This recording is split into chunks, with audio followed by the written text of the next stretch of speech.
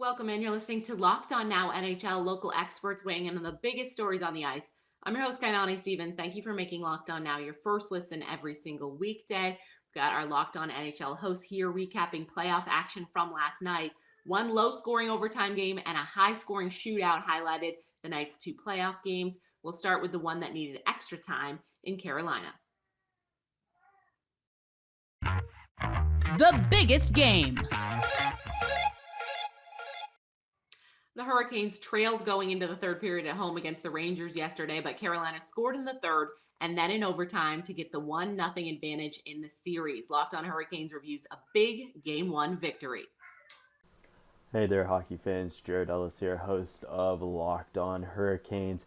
And tonight was round 2, Game 1 against the New York Rangers.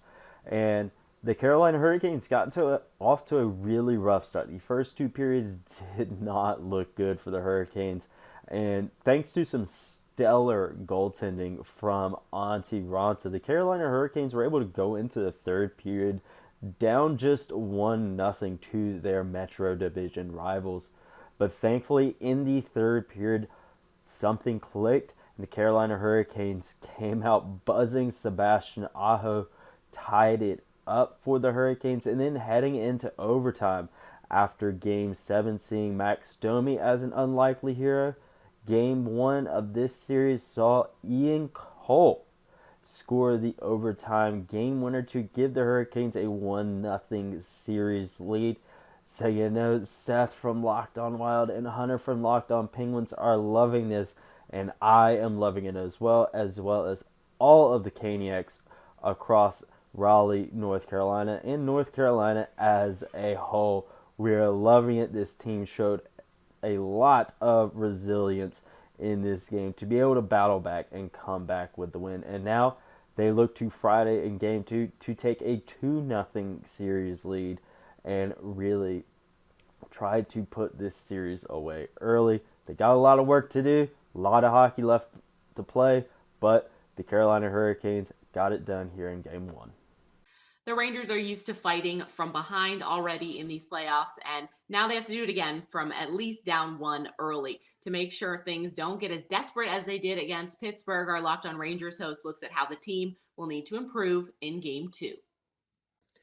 Hey, what is going on, hockey fans? It's John Chick with Locked On New York Rangers. Let me just start by saying that even though the Rangers lost 2-1 in Game 1 in overtime against the Carolina Hurricanes, it was nice to finally, as a Ranger fan, watch this team play hockey without its season on the line. Obviously, a loss tonight was not going to end the Rangers' season as a loss, and any of the preceding 3 games against Pittsburgh would have. But with all that said, this game tonight really does feel like a missed opportunity for the New York Rangers. You know, they were largely in control of this game. I thought certainly they were the better team for the first 2 periods of the game. You had the early goal by Philip Hedl. Rangers couldn't really build on that lead. They even had some puck luck on their side in this game. You know, the Canes were down by 1 goal in the third period, and they had a couple shots go off the post, including one on a breakaway. And unfortunately, you know, the Rangers just weren't able to hold the lead. The Canes tie it with, what was it, like 2 minutes and 25 seconds left there.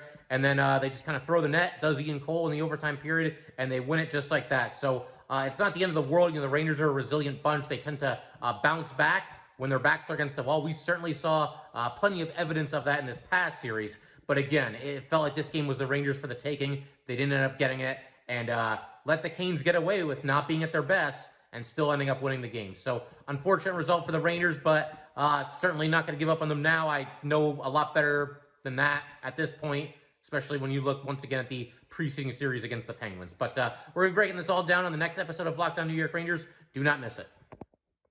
The Calgary Flames scored 3 goals in each of their 3 periods, more than enough to beat the Oilers in Game 1 of their series. Locked On Flames was overwhelmed with scoring, but happy to be a Game 1 winner.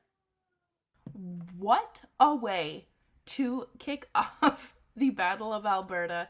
What's up, everyone? I'm Jess Belmoster from Locked On Flames, and what an absolute mess of a game tonight, but it was so much fun. The Flames ended up winning 9-6 over the Edmonton Oilers. The Flames set a new Stanley Cup playoff record with 2 goals in the first 51 seconds, ended up blowing a 6-2 lead, ended up winning 9-6. I don't understand how or why it happened, but it happened. Matthew Tkachuk had a hat trick. Blake Coleman had 2 goals. Andrew Mangiapane had a goal. It feels like everybody found their way on the score sheet tonight.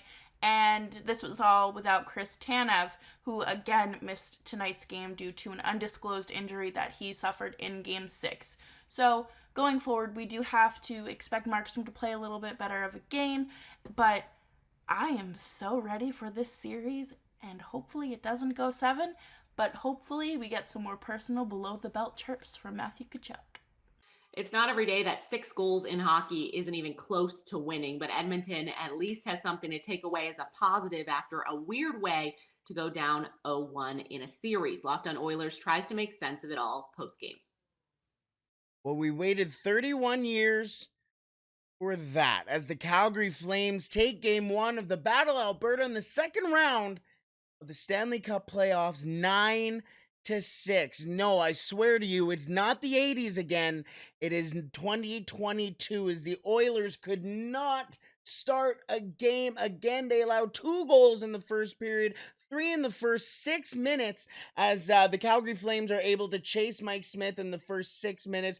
3 goals on 9 shots for the Flames as Mikko Koskinen would come in relief and make his first appearance in the playoffs.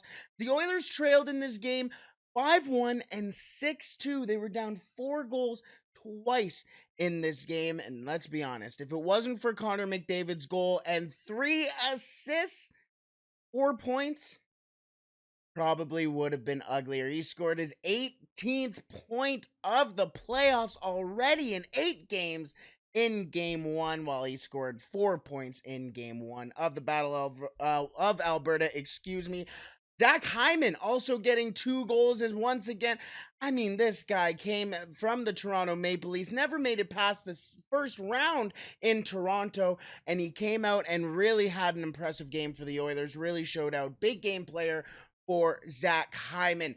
This Battle of Alberta in Game 1 was the highest scoring game in Battle of Alberta history. Again, like I mentioned, that 80s series, all of those 80s series seemed like they were scoring at least 12 goals a game.